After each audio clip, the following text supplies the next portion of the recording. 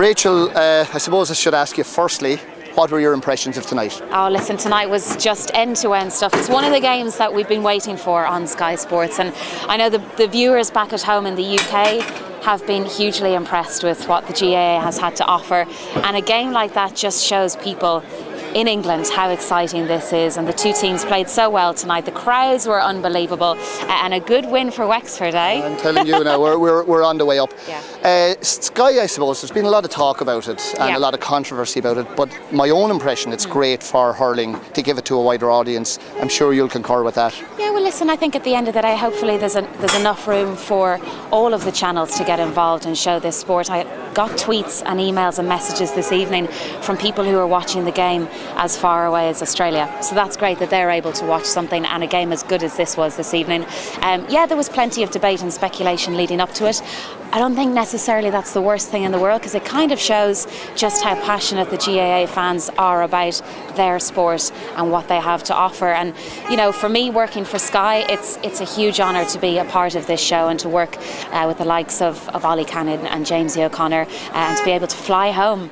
And of course to work with me now, Rachel. And to work with you. I mean, this is definitely the pinnacle of my career. Yeah. After tonight, Rachel, I mean, do you genuinely think that Wexford are contenders for an All-Ireland Championship this year? Yeah, well, listen, we had plenty of debate and analysis after the game from Jamesy and Ollie, and after their performance against Clare, after their performance this evening, they have what it takes, you know, and the guys and the experts that were on the panel with us certainly believe that as well. They'll have a tough encounter in the quarter-final against Limerick. The guys were saying that they will need to raise their game, but listen, after their performance today, they can only take confidence going into that campaign. Grand. And you wrote a lovely article today, very much referring to Wexford all the way through. First question, I suppose, have you any connections to Wexford, or I just don't know, you seem to know an awful lot about it. My dad has been to Wexford a good few times. He's spoken about that side a lot when I was growing up, and he took me to games when I was younger, one or two Wexford games as well.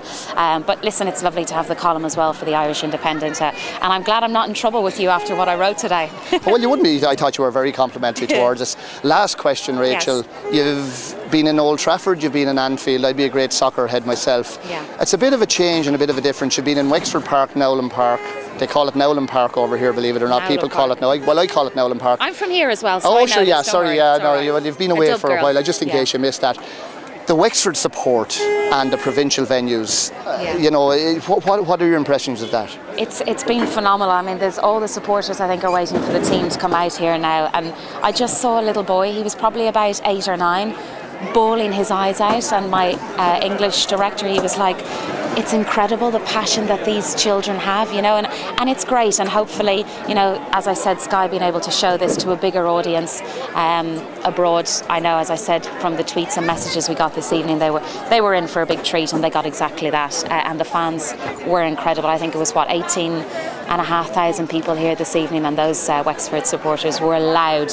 Yeah, and I think we'll be even louder again. Rachel, I'd just like to thank you on behalf of the GAA world, because we're so thrilled to have you back here. You're one of our own. We look forward to seeing you in Wexford Park. We look forward to seeing Sky continue their complete and absolute coverage of Wexford GAA and, you know, all the Ireland GAA. And I suppose when you're down in Wexford again, there'll be a lot of... welcome? Oh, you're very welcome. And there's a good few fellas now, when I knew I was going to talk to you, they want to know in advance when you're coming down. So I'm sure you'll intend coming down again. Absolutely, I look forward to it. Onwards and upwards, and off we go towards the finals. And Wexford abou, Rachel. Thank you very much.